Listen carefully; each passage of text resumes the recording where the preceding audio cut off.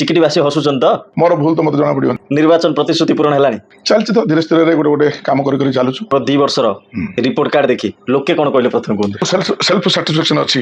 जे मु जहा करिछि ठीक ठीक करी गला हले लागुछु मते एबे पा आपण अंचल बुलथुले हां जाइथिली एबे जोडा कि राज्य सरकार 2 वर्ष ऊपर गोटे उपलब्धि देखिए दुईटी कार्यक्रम जोग देती रिपोर्ट कार्ड को आपण 100 रु केते मार्क देबे बहुत बड़ बड़ समस्या अच्छे जोड़ा कि मु चाहिए समाधान हो अच्छा विधायक हवा परे कौन एमिति करछन्ते जोड़ा गत 24 वर्ष भीतर ही नथिला जो गत विधायक जे थिले से निजे अर्बन मिनिस्टर थिले मध्ये कोटना कोडी पात्रपुर को गुरुत्व देई नथिले से दिनर मन है आज भीतर किछ फरक नाही द किछ ना विरोधी अनेक समय अभियोग करछन्ती जे चिकिटी रे विकास रो गाड़ी आशा अनुसार गडुनी तम सरकार हो कि आम सरकार हो पैसा तो आगे मो बापर नहीं से माने कहछन जे बीजेपी सरकार नुवा कोन रंग मारिबा विकास करछन्ती रंग मारियाडा के आरंभ करथिला कोन विधायक हिसाब रे केबे स्वप्न देखिछन्ती जे मो अंचल रो युवकटा दादन जीवनी दादन समस्याटा ये जिल्ला समस्या आपण दलर किंतु हेवीवेट नेता सेतले कहिथिले निर्वाचन समय रे दादन समस्या नहीं देखो मु तो से कथा को जाय जो मुख्यमंत्री हमर आसिला परे जदी आज निर्वाचन हबो गत थर अपेक्षा आपण अधिक मार्जिन रे जितिबे सरकार पर 5 वर्ष में आसी नहीं जदी आज जदी कथा उठु जे देखो सोशल मीडिया आसु नहीं आपण मनर से दृढ़ता अछि तो अधिक मार्जिन अरे मु तो देखो से कथा ही आसु नाही आपण लोकन ठार अधिक दलीय राजनीति को गुरुत्व दोछन संगठन नथिले सरकार आसला चिकिटी मदमूर्ति घटना रो जांच हलानी कार्यानुष्ठान हलानी से जो 15 वर्ष जो माने बिकुथिले मु विधायक कि जेतो 4 मास ना 3 मास कि 6 मास हिची तार मोर कोन तार आसिला माने आपण दोष दे दियागला किंतु जो माने सेतिरे जो माने आज पर्यंत जेल अछन से जोडा महिला को गाँ दांडरे किसी पुरुष महिला मिसे एकाठी माड़ मारचंदी गोटे चिकिटी पय गोटे लज्जार विषय पलटिला नाही आगे सेतिरे सत्यता किछ ना विधायक को दोष दे दियागला सेतिरे हमर रोल कोड रहला जे किंतु अभियोग कले हम एफआईआर देलु एक्शन हलानी पुलिस एक्शन हलानी की एक्शन हिन कोना गाँ चापर पुलिस एक्शन हलानी की देखो सेटा तो तदंत सापेक्ष चर्चा होची आपण मंत्री रेस रे अछंदी तो आगे देखो मो मध्य राजनीति परिवार वासी मो बापा बास सदस्य से कथा नाही आपण मंत्री विभूति भूषण जेना कहउछन मु तो फोन कले पीएस को आपण रिसीव कले नै दिन से समन्वय रहे सांसद प्रदीप पाणिग्राही ना मंत्री विभूति भूषण जेना नमस्कार न्यूज विथ असित को स्वागत आज आलोचना रे मो सह जोड़ी होछंती चिकिटीर विधायक श्रीजुक्त मनोरंजन ध्यान सामंतरा मन कार्यक्रम को आपन स्वागत स्वास्थ्य भल अच्छी आपण चेहरा माने सब हस्कुरा कौन आर पछर रहस्य कौन नहीं सब स्माइलिंग टा गोटे भल हेल्थ पे तापरे टेंशन न नहीं कि माने सब जिनस को टेंशन न नहीं कि आराम से कले सब काम ठीक रहो बोली कि सदवे मु सब स्माइलिंग नहीं रहे चिकिटीवासी हसुचन तो हाँ निश्चित भाव मु आशा रखुची मु तो कहीदेले मत तो हबनी कि आपण मानकर ग्राउंड इयरु आपण जानथिबे किंतु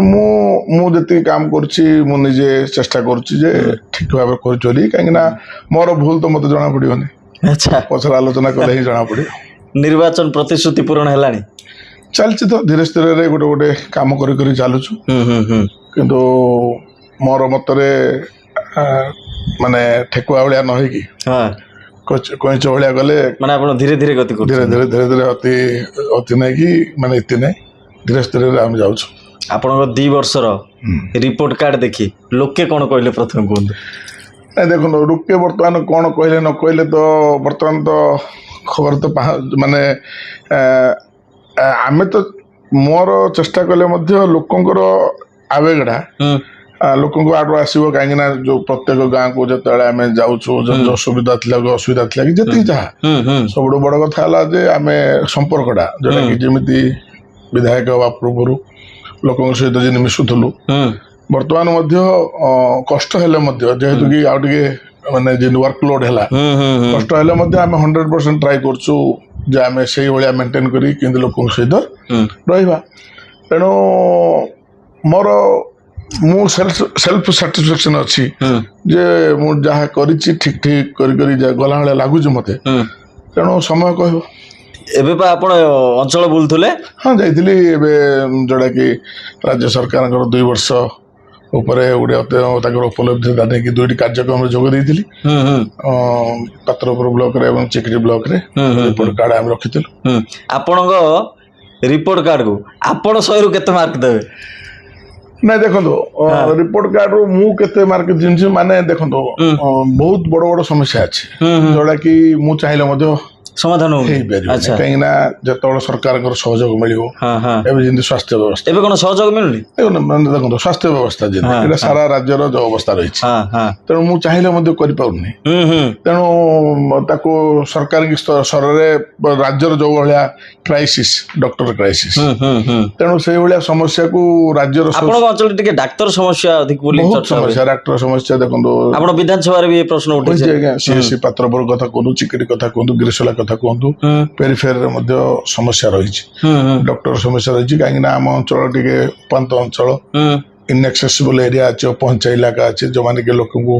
ସ୍ୱାସ୍ଥ୍ୟ ସେବା ନିହାତି ଦରକାର ହୁଁ କୋଉଠି ନା କୋଉଠି ସମସ୍ୟା ରହୁଛି। ବିଧାୟକ ହବା ପରେ କଣ ଏମିତି କରିଛନ୍ତି ଯୋଉଟା ଗତ 24 ବର୍ଷ ଭିତରେ ହେଇନଥିଲା? ଦେଖନ୍ତୁ ପାତ୍ରପୁରକୁ ବିଜ୍ଞାପିତ ଅଞ୍ଚଳ ହଁ ଘୋଷଣା କରିଲି ହଁ ଯୋଉଟା କି ବହୁତ ଦିନର ଲୋକଙ୍କର ସମସ୍ୟା ଥିଲା ହଁ ହଁ ହଁ ଆକାଂକ୍ଷା ଥିଲା ମଧ୍ୟ ହୁଁ ନିଜେ ଯୋଉ ଗତ ବିଧାୟିକା ଯିଏ ଥିଲେ ସେ ନିଜେ ଅର୍ବାନ ମିନିଷ୍ଟର ଥିଲେ ମଧ୍ୟ ହୁଁ କୋଉଠି ନା କୋଉଠି ପାତ୍ରପୁରକୁ ଗୁରୁତ୍ୱ ଦେଇନଥିଲେ ହୁଁ ତେଣୁ ମୁଁ ଆସିବା ପରେ ଗୋଟେ ବଡ଼ ଉପଲବ୍ଧି ହେଲା ଯେ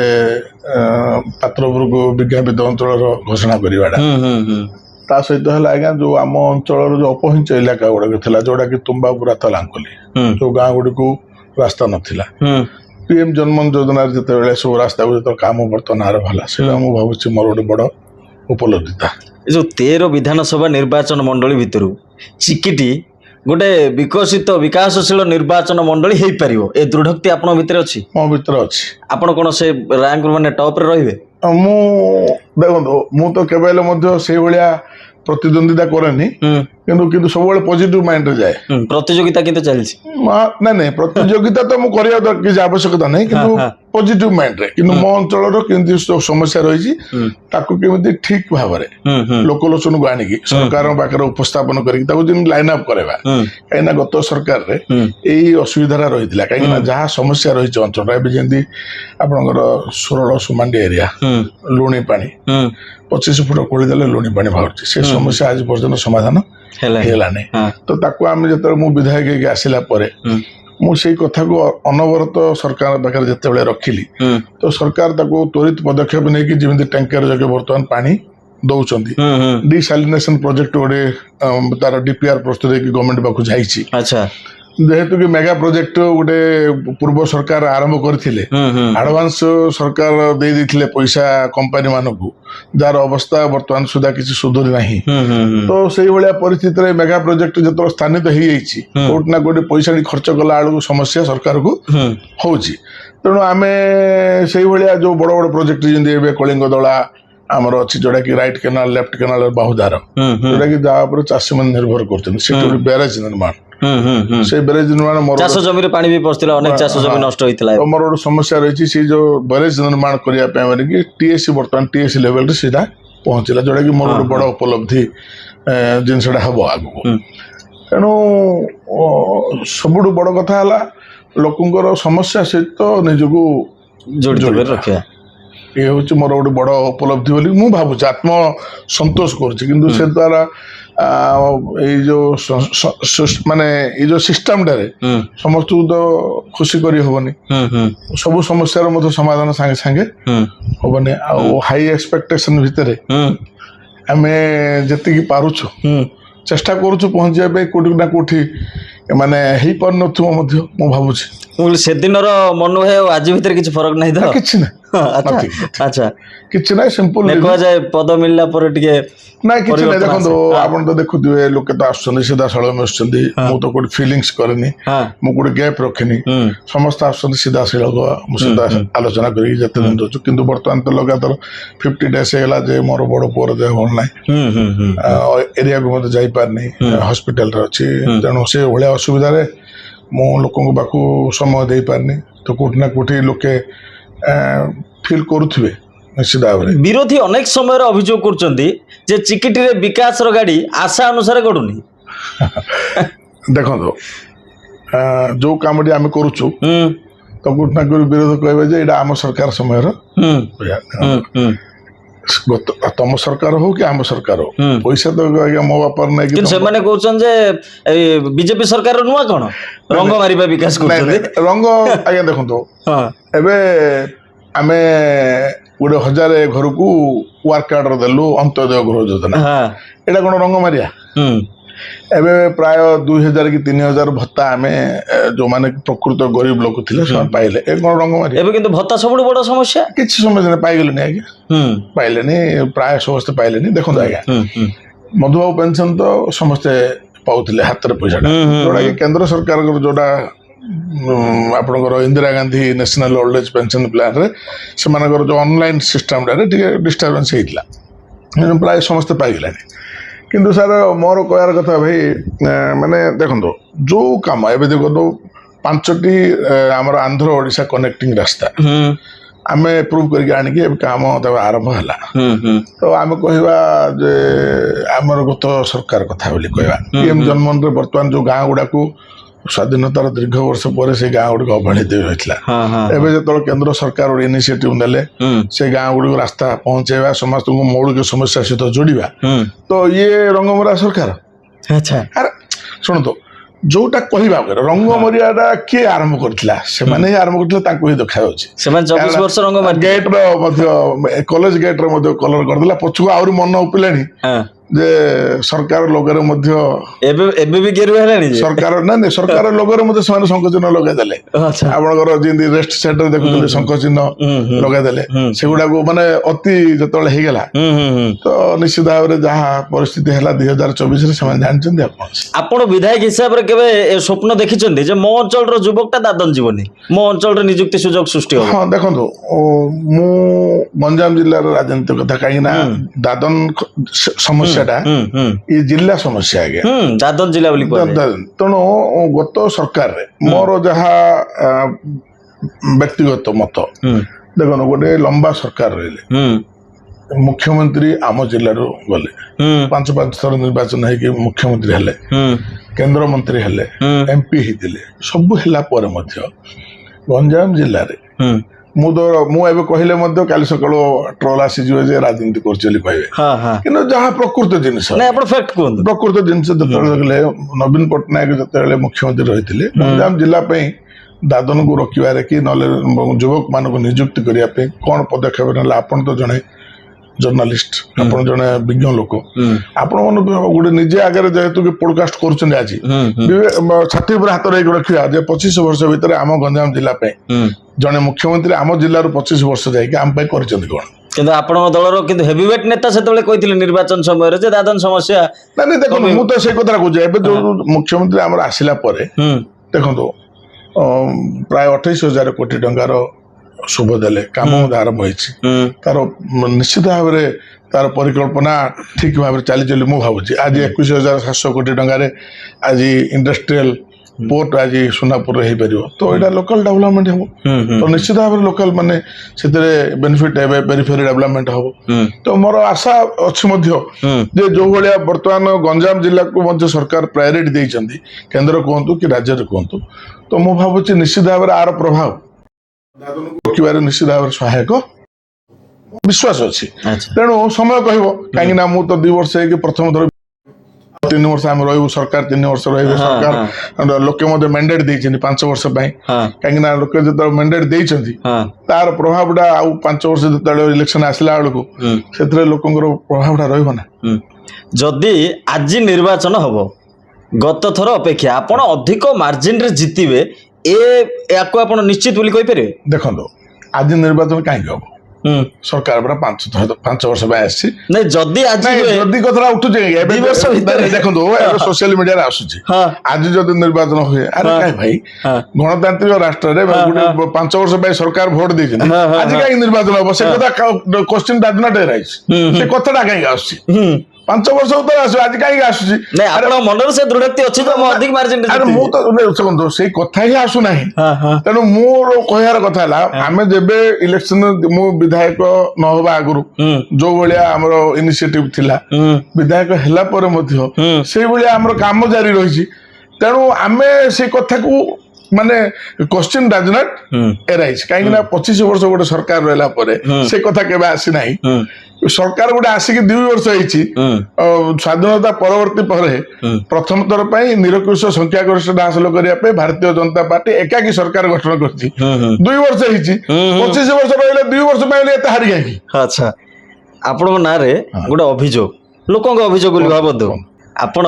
ଲୋକଙ୍କ ଠାରୁ ଦଳୀୟ ରାଜନୀତିକୁ ଅଧିକ ଗୁରୁତ୍ୱ ଦଉଛନ୍ତି। ନାଇଁ ଦେଖନ୍ତୁ ହଁ ପ୍ରଥମେ ଦେଖନ୍ତୁ ଆଜ୍ଞା ଦଳ ମଧ୍ୟ ମତେ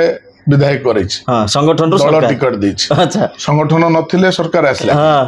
ତେଣୁ ଆଜ୍ଞା ଦଳୀୟ ରାଜନୀତି କି ଗୁରୁତ୍ୱ ଦବାନି ତ ସଂଗଠନ ରହିବ କେମିତି ସଂଗଠନକୁ ଗୁରୁତ୍ୱ ଦେବାକୁ ପଡିବ ଡେଭଲପମେଣ୍ଟ ଗୁରୁତ୍ୱ ଦେବାକୁ ପଡିବ କିନ୍ତୁ ସେ ଅଭିଯୋଗର ସତ୍ୟତା ନାହିଁ ତ? ବିଲକୁଲ ନାହିଁ କାଇଁ ଆଚ୍ଛା ନିର୍ବାଚନ ପୂର୍ବରୁ ଆପଣ ଯୋଉ ସ୍ୱପ୍ନ ଦେଖେଇଥିଲେ ଚିକିଟିବାସୀଙ୍କୁ କୋଉ ସ୍ୱପ୍ନଟା ପୂରଣ ହେଲାଣି ଆଉ କେତେ ଅଧା ଅଛି? ନାଇଁ ଦେଖନ୍ତୁ ମୋର ତ ସ୍ୱପ୍ନ ଥିଲା ଯେମିତି ସମାଜର ଶେଷ ସ୍ତରକୁ ଯାଇକି ସେମାନଙ୍କର କଥା ଶୁଣିକି ତାଙ୍କର କେମିତି ସମସ୍ୟାର ସମାଧାନ ହବ ଲୋକେ ବିଧାୟକ ଯୋଉ ନିର୍ବାଚିତ ପ୍ରତିନିଧିଙ୍କ ସହିତ ଦେଖା ହିଁ ହଉଥିଲା ହଁ ଗତ ସରକାରରେ ହଁ ହଁ ନିର୍ବାଚିତ ପ୍ରତିନିଧି ମଧ୍ୟ ସିଧାସଳଖ ଲୋକଙ୍କର ଭେଟ ହିଁ ହଉନଥିଲା ହଁ ତ ଏବେ ତ ଆରାମସେ ଭେଟ ହଉଛି ହଁ ହଁ ତେଣୁ ଲୋକଙ୍କର ପାଖରେ ଆଉ ବିଧାୟକକୁ ଭେଟିବା କି ନ ଭେଟିବା ସେ ଡରଟା ବିଲକୁଲ ପ୍ରଥମେ ନାହିଁ ତ ସିଧାସଳଖ ଲୋକ ଆସିକି ତାଙ୍କର ସମସ୍ୟାଟା ଯେତେବେଳେ କହିପାରୁଛନ୍ତି ତାଙ୍କର ଆତ୍ମାର ସିଧା ନେତାଙ୍କୁ ଭେଟୁଛନ୍ତି। ଆତ୍ମାର କଥାଟା ଯେତେବେଳେ କହିପାରୁଛନ୍ତି ତ କୋଉଠି ନା କୋଉଠି ସେ ନିଜେ ଆଗରେ ଆତ୍ମସନ୍ତୋଷ ହେଲା ଯେ ମୁଁ ବିଧାୟକକୁ ଭେଟିଲି ମୋର ସମସ୍ୟାଟା ସମାଧାନ କହିଛି ଆଚ୍ଛା ତେଣୁ ଏଇଭଳିଆ ବାତାବରଣରେ ବର୍ତ୍ତମାନ ଆଗକୁ ଚାଲିଛି ତେଣୁ ସେଥିରେ କିଛି ଅସୁବିଧା ନାହିଁ। ସତ କହିବେ ଚିକିଟି ମଦ ମୃତ୍ୟୁ ଘଟଣାର ଯାଞ୍ଚ ହେଲାଣି କାର୍ଯ୍ୟାନୁଷ୍ଠାନ ହେଲାଣି? ଦେଖନ୍ତୁ କେମିତି କାର୍ଯ୍ୟାନୁଷ୍ଠାନ ହେଇନି ଦେଖନ୍ତୁ ଆମେ ମୁଁ ଆପଣଙ୍କୁ ତ ପୂର୍ବରୁ ମୋତେ କହୁଛି ଏବେ ମଧ୍ୟ କହିଛି ଆପଣ ଜଣେ ପଡକାଷ୍ଟ କରିବାକୁ ଆସିଛନ୍ତି ଆପଣ ଛଦ୍ମବେଶରେ ସେ ଏରିଆକୁ ଟିକେ ଯିବେ ଆପଣ ପରିଚୟ ଦେବେନି ଏଇ ମଦ ଯୋଉ ବେପାର ଚାଲିଥିଲା ମାଉନ୍ଦପୁରରେ ଏଟା କୋଉ ସମୟରୁ ଚାଲିଥିଲା ଆପଣ ସେ ଅଭିଯୋଗ ବି ପୂର୍ବରୁ କରିଛନ୍ତି କୋଉମାନେ ବିକୁଥିଲେ ଏ ରାଜ୍ୟର ସବୁଠୁ ବଡ ଇସ୍ୟୁ ହେଇଥିଲା। ଲୋକମାନେ ମଧ୍ୟ କହିଲେ ଯେ ଆମେ 15 ବର୍ଷ ହେଲା ଯାଇକି ସେଟାକୁ ମଧ୍ୟ ପିଉଥିଲୁ ସେ ଯୋଉ 15 ବର୍ଷ ଯୋଉମାନେ ବିକୁଥିଲେ ମୁଁ ବିଧାୟକ ହେଇକି ଯେତେବେଳେ 4 ମାସ ନା 3 ମାସ କି 6 ମାସ ହେଇଛି ତାର ମୋର କଣ ତାର ଆସିଥିଲା ମାନେ ଆପଣଙ୍କୁ ଦୋଷ ଦେଇ ଦିଆଗଲା କିନ୍ତୁ ଯୋଉମାନେ ସେଥିରେ ଯୋଉମାନେ ଆଜି ପର୍ଯ୍ୟନ୍ତ ଜେଲରେ ଅଛନ୍ତି ସେମାନେ ବର୍ତ୍ତମାନ ଜେଲରେ ଅଛନ୍ତି ସେମାନେ କଷ୍ଟରେ ଅଛନ୍ତି ଯୋଉମାନେ ସେଥିରେ ସମ୍ପୃକ୍ତ ଥିଲେ ସେମାନେ ତ ବର୍ତ୍ତମାନ ସୁଦ୍ଧା ଅଛନ୍ତି ତେଣୁ ଇନଭେଷ୍ଟିଗେସନ ଚାଲିଛି ତଥ୍ୟ ଆସିବ ନିଶ୍ଚିତ ଭାବରେ ହବ ବର୍ତ୍ତମାନ ସୁଦ୍ଧା ତ କାର୍ଯ୍ୟାନୁଷ୍ଠାନ ହେଇଛି ଏ ସରକାର ତ ତ୍ୱରିତ କାର୍ଯ୍ୟାନୁଷ୍ଠାନ ସବୁ କଥା ରହିଛି। ଆପଣଙ୍କ ନିର୍ବାଚନ ମଣ୍ଡଳୀରୁ ଗୋଟେ ଭିଡିଓ ଖୁବ ଭାଇରାଲ ହେଲା ଓଡ଼ିଶାରେ ଚର୍ଚ୍ଚା ହେଲା ସେ ଖବରକୁ ମୁଁ ମଧ୍ୟ ନେଇଥିଲି ଜଣେ ମହିଳାଙ୍କୁ ଗାଁ ଦାଣ୍ଡରେ କିଛି ପୁରୁଷ ମହିଳା ମିଶି ଏକାଠି ମାଡ଼ ମାରୁଛନ୍ତି ସେ ଘଟଣା ଏତେ ଉଗ୍ର ରୂପ ନେଲା ଯେ ଇଏ ଗୋଟେ ଚିକିଟି ପାଇଁ ଗୋଟେ ଲଜ୍ଜାର ବିଷୟ ପାଲଟିଲା। ନାଇଁ ଆଜ୍ଞା ସେଥିରେ ସତ୍ୟତା କିଛି ନାହିଁ ଦେଖନ୍ତୁ ମାଡ଼ ହବା ମିଛ ଦେଖନ୍ତୁ ମୋ କଥା ସବୁ ଜିନିଷରେ ଯେତେବେଳେ ଗ୍ରାସ ରୁଟକୁ ଯାଇକି ତଥ୍ୟ ସଂଗ୍ରହ କରାଗଲେ ତାପରେ ଯେତେବେଳେ ତାକୁ ଭାଇରାଲ କଲେ ସେ ମୂଲ୍ୟ ସେଥିରେ ଥାଏ କୋଉଥିପାଇଁ ସେଇଟା ଜଣେ ମହିଳାଙ୍କୁ ଗାଁ ଦାଣ୍ଡରେ ମୁଁ ସେଇ କଥାଟା କହୁଛି ମହିଳାଙ୍କୁ ମହିଳା ମାନଙ୍କ ଦ୍ଵାରା ହିଁ କିଛି ପୁରୁଷ ବି ନାଇଁ ପୁରୁଷ କେହି ନାହାନ୍ତି ମହିଳା ମାନଙ୍କ ଦ୍ଵାରା ହିଁ ହେଇଛି ଆପଣ ଭଲ ଦେଖନ୍ତୁ ସେଇଟା ତାଙ୍କର ଫ୍ୟାମିଲି ରିଲେଟେଡ ନେଇ ଫ୍ୟାମିଲି ଡିସ୍ପ୍ୟୁଟ ଆଜ୍ଞା କିନ୍ତୁ ସେମାନେ ସମସ୍ତେ ଆମ ସହିତ ସମସ୍ତଙ୍କର ଭଲ ସମ୍ପର୍କ କିନ୍ତୁ ତାକୁ ଅତିରଞ୍ଜିତ କରିକି ଦେଖନ୍ତୁ କିନ୍ତୁ ବିଧାୟକଙ୍କୁ ଦୋଷ ଦେଇ ଦିଆଗଲା ସେଥିରେ ଆମର ରୋଲ କୋଉଠି ରହିଲା ଆମର ଦେଖନ୍ତୁ ଆଜ୍ଞା ମୁଁ ମନା କରୁନି ତାକୁ ଯେତେବେଳେ ଆକ୍ରମଣ ହେଇଛି ସେ ନିଶ୍ଚିତ ଭାବରେ ଆକ୍ରମଣ ତାର ଠିକ ନାହିଁ ମୁଁ ସବୁବେଳେ କୁହେ law will take its own course ଆଇନ ତା ବାଟରେ ଯିବ ସୁପ୍ରିମକୋର୍ଟ ରାୟ ଦେଇଦେଲେ ଯେ 7 ବର୍ଷରୁ ଯୋଉ ଗୁଡାକ କମ ସଜା ତ ସେମାନଙ୍କୁ ଆପଣ ଫରୱାର୍ଡ କରିପାରିବେ ନାହିଁ ତେଣୁ ତାଙ୍କୁ 41 ରେ ଛାଡିବେ ଆପଣ ତ ସେଠି ତ କେସ୍ ହେଇଛି କାର୍ଯ୍ୟାନୁଷ୍ଠାନ ହେଇଛି ସବୁ ହେଇଛି ସେ କିନ୍ତୁ ଅଭିଯୋଗ କଲେ ଯେ ଆମେ ଏଫଆଇଆର ଦେଲୁ ଆକ୍ସନ ହେଲାନି ପୁଲିସ ଆକ୍ସନ ନେଲାନି କେମିତି ଆକ୍ସନ ହେଇନି କୋଉନାହାନ୍ତି କାହା ଚାପରେ ପୁଲିସ ଆକ୍ସନ ନେଲାନି ଦେଖନ୍ତୁ ସେଇଟା ତ ତଦନ୍ତ ସାପେକ୍ଷ କିନ୍ତୁ ଆଜ୍ଞା ଦେଖନ୍ତୁ ଘଟଣାଟା ଯୋଉଟା ହେଇଛି ତ ହବା କଥା ନାହିଁ କିନ୍ତୁ ସେଟା ତାଙ୍କ ଭିତରେ ଜଣେ ସୁଇସାଇଡ କରିଥିଲା ତାଙ୍କ ଭିତରେ ଜଣେ ମୃତ୍ୟୁବରଣ କରିଥିଲେ ତାଙ୍କ ଭିତରେ ନେଇକି ପରିବାର ଭିତରେ ତାଙ୍କର ଆକ୍ରୋଶ ରହିଥିଲା ତାଙ୍କୁ ନେଇକି ତାଙ୍କର ପରିବାର କଥା ଏଥିରେ ରାଜନୈତିକ କିଛି ସମ୍ପର୍କ ତାହେଲେ ରାଜନୈତିକ ରଙ୍ଗ ଦେଇ ଦିଆଗଲା ସବୁ କଥାରେ ରାଜନୈତିକ ରଙ୍ଗ ଦଉଛନ୍ତି କଣ କରିବା ଏବେ ଆପଣଙ୍କର ଏଆଇ ଭିଡିଓ କରିକି ଆମେ ସ୍ୱାମୀ ସ୍ତ୍ରୀ ମଦ ପିଇବାର ଭିଡିଓ କରିକି ଛାଡୁଛନ୍ତି ଆମେ ଦେଖୁଛୁ ନା ନାଇଁ ଦେଖୁଛୁ ନା ନାଇଁ ତେଣୁ ଆମେ କେବେ ମଦ ପିଇବାର କେବେ ଆମର ଅଭ୍ୟାସ ନାହିଁ କିନ୍ତୁ ଆମ ମଦ ପିଇବାର ପଟଲ କରୁଛନ୍ତି ତେଣୁ ଏସବୁ ଆଜ୍ଞା ଇଏ ଗୋଟେ ପାର୍ଟ ଅଫ ଦି ପଲିଟିକ୍ସ ଚର୍ଚ୍ଚା ହଉଛି ଆପଣ ମନ୍ତ୍ରୀ ରେସରେ ଅଛନ୍ତି ଦେଖନ୍ତୁ ରାଜନୈତିକ ଦୃଷ୍ଟିକୋଣରୁ ଦେଖିବା ରାଜନୈତିକ ଦୃଷ୍ଟିକୋଣରୁ ଦେଖିବେ ଯଦି କହିବେ ତ ଡିଜର୍ଭ କରିଥିଲେ କିନ୍ତୁ ଆଜ୍ଞା ଦେଖନ୍ତୁ ମୁଁ ମଧ୍ୟ ରାଜନୈତିକ ପରିବାରରୁ ଆସିଛି ମୋ ବାପା ବାଚସ୍ପତି ଥିଲେ ସେ କଥା ନାହିଁ କିନ୍ତୁ ବର୍ତ୍ତମାନ ଷ୍ଟେଜରେ ମୁଁ ପ୍ରଥମ ଥର ପାଇଁ ବିଧାୟକ ଆସି ମୁଁ ପ୍ରଥମ ଥର ମୋର ପ୍ରାଥମିକତା ହେଲା ଲୋକଙ୍କର କାମ କରିବା। ତ ମୁଁ ବର୍ତ୍ତମାନ ଦେଖନ୍ତୁ ମୁଁ ଯେତେବେଳେ ଦଳର ଜଣେ ଶୃଙ୍ଖଳିତ ସଭ୍ୟ ହିସାବରେ ମୁଁ ଯେତେବେଳେ କାମ କରୁଛି ଦଳ ଯେତେବେଳେ ଯୋଉ ଦାୟିତ୍ୱ ଦେଲା ତାକୁ ଆମେ ଗ୍ରହଣ କରିବୁ। ତେଣୁ ଆମେ କିଏ କଣ ହବ ସେ କଥା ହାଇକମାଣ୍ଡ ଅଛନ୍ତି ମାନ୍ୟବର ମୁଖ୍ୟମନ୍ତ୍ରୀ ଅଛନ୍ତି ସେମାନଙ୍କର ଦାୟିତ୍ୱ। ତେଣୁ ଆମେ ଦାୟିତ୍ୱ ଆଗରୁ ପଡିକି ରହିକି ସିଏ ଦୌଡ଼ରେ ଅଛି କି ମୁଁ ଦୌଡ଼ରେ ଅଛି ମତେ ଇଚ୍ଛା ଅଛି ମୁଁ କହିବାର ତାତ୍ପର୍ଯ୍ୟ କଣ ଅଛି? ଯଦି ସୁଯୋଗ ମିଳେ କୋଉ ବିଭାଗ ନେବେ? ଦେଖନ୍ତୁ ଯେତେବେଳେ ପାର୍ଟି ଯୋଉ ଦାୟିତ୍ୱ ଦେଇଛି ଯେତେବେଳେ ଯୋଉ ପାର୍ଟି ଯୋଉ ଦାୟିତ୍ୱ ଦେଇଛି ତାକୁ ଶୃଙ୍ଖଳିତ ଭାବେ ଆମେ ନେଇକି ଗୋଟେ ଦଳର ନିଷ୍ଠାପର କର୍ମୀ ହିସାବରେ ମୁଁ କାର୍ଯ୍ୟ କରି ଚାଲିଛି। ତେଣୁ ଯେତେବେଳେ ଯୋଉ ଦାୟିତ୍ୱ ତେଣୁ ଆମେ ବର୍ତ୍ତମାନଠୁ କହୁନନ୍ତି କି ନଈ ନ ଦେଖୁଣୁ। ଠିକ ଠିକ 2029 ଆପଣ ଭୋଟ ମାଗିବାକୁ ଯିବେ ଚିକିଟିବାସୀ ଆପଣଙ୍କୁ କାମ ଦେଖି ଭୋଟ ଦେବେ ନା ବିଜେପି କି ଭୋଟ ଦେବେ? ଦେଖନ୍ତୁ ପ୍ରଥମ ଜିନିଷଟି ହେଲା ଆଜ୍ଞା ଦେଖନ୍ତୁ ଗୋଟେ ଭାରତୀୟ ଜନତା ପାର୍ଟି ଇଏ ହଉଛି ଜାତୀୟ ପାର୍ଟି। ଆମେ କେନ୍ଦ୍ର ଏବଂ ରାଜ୍ୟ ଦୁଇଟି ଯାକ କଥା ଦେଖିବା। କେନ୍ଦ୍ର ଯୋଉଟା କି ଆମର ଅନ୍ତର୍ଜାତୀୟ ସ୍ତରରେ ଭାରତ କୋଉ ଭଳିଆ ଥିଲା ଆଜି ଭାରତ କୋଉ ଅବସ୍ଥାକୁ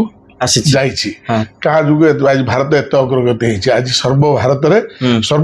ମାନେ ବିଶ୍ୱରେ ଆଜି ଭାରତକୁ ସମସ୍ତେ ଆଜି ଡରୁଛନ୍ତି। ଦିନ ଥିଲା ଭାରତକୁ ନାଲି ଆଖି ସମସ୍ତେ ଦେଖୁଥିଲେ। କକରୋଜ ଜନତା ପାର୍ଟି କଥା ଟିକେ ଭାବିଲେନି ନା? ସେଗୁଡାର କିଛି ମୂଲ୍ୟ ହିଁ ନାହିଁ।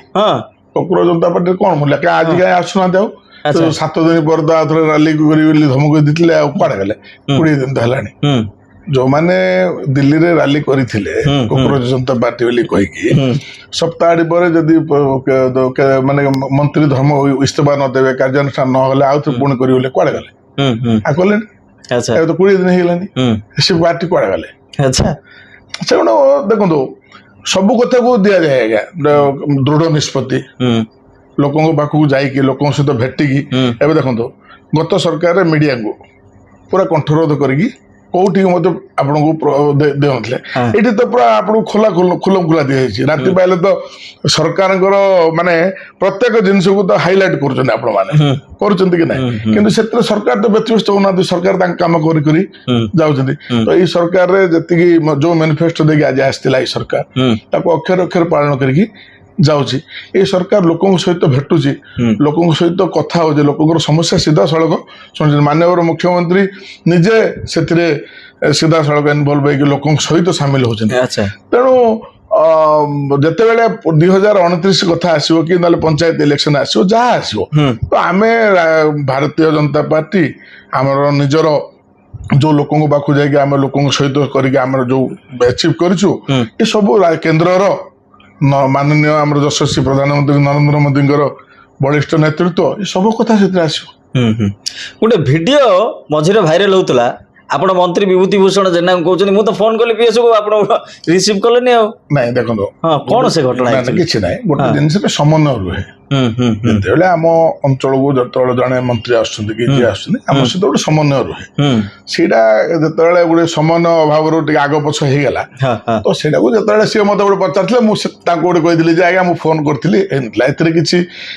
କିନ୍ତୁ ଖୁବ ଚର୍ଚ୍ଚା ହେଲା। ଶୁଣନ୍ତୁ ଗୋଟେ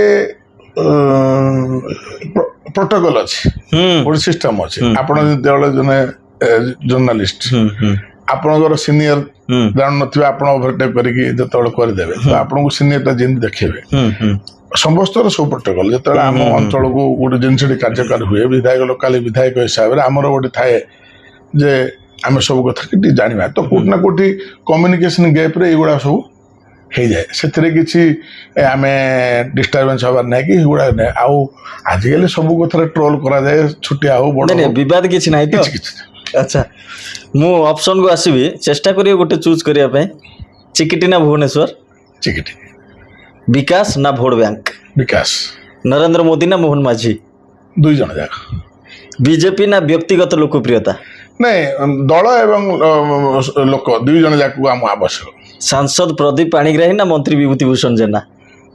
ଭାରତୀୟ ଜନତା ପାର୍ଟିର ଜଣେ ଶୃଙ୍ଖଳିତ କାର୍ଯ୍ୟକର୍ତ୍ତା ଆଉ ସମସ୍ତେ ଆମର ଯେତେବେଳେ ଦଳର ସମସ୍ତେ ଦୁଇ ଜଣ ଯାକ ଆମକୁ ପସନ୍ଦ। ବିରୋଧୀ ନା ସମାଲୋଚକ? ସମାଲୋଚକ ମତେ ପସନ୍ଦ।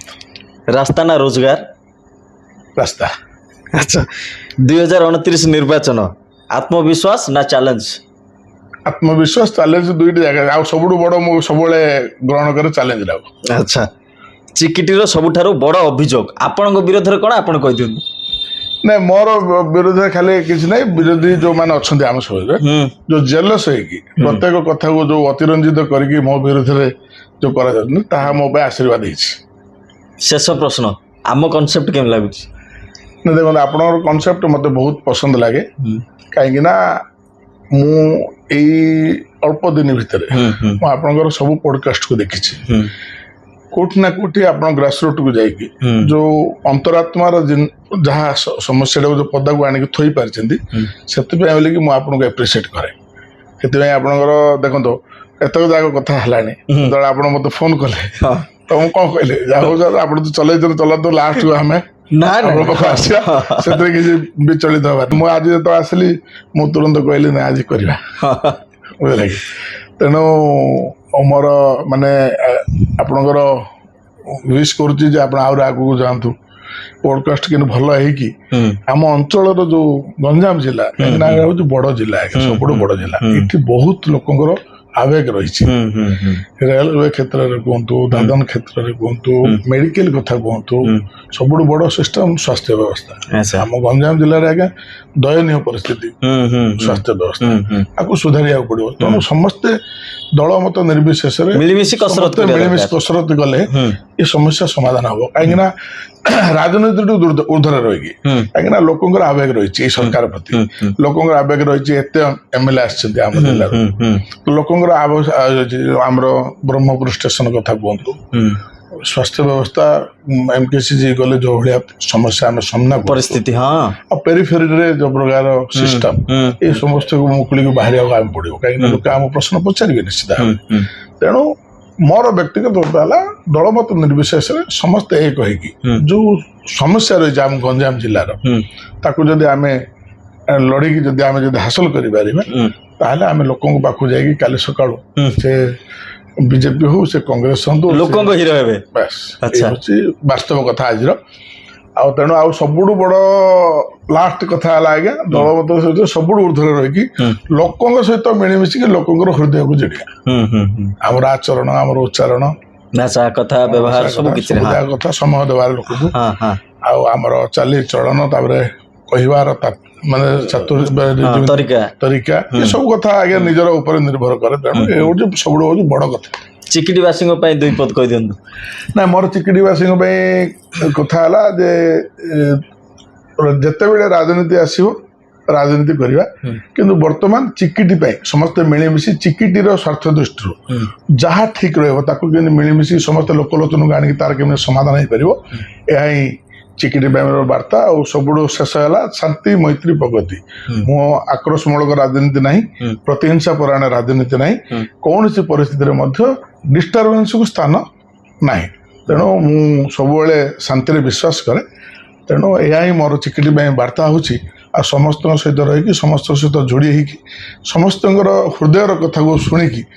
ଶେଷ ଆମେ ତାକୁ କେମିତି ସମାଧାନ କରିବା, ଏହା ହେଉଛି ମୋର ବଡ଼ ଲକ୍ଷ୍ୟ। ବହୁତ ବହୁତ ଧନ୍ୟବାଦ, ଆପଣ ସମୟ ଦେଲେ, ଆମ ସହ ଆଲୋଚନା ବି କଲେ।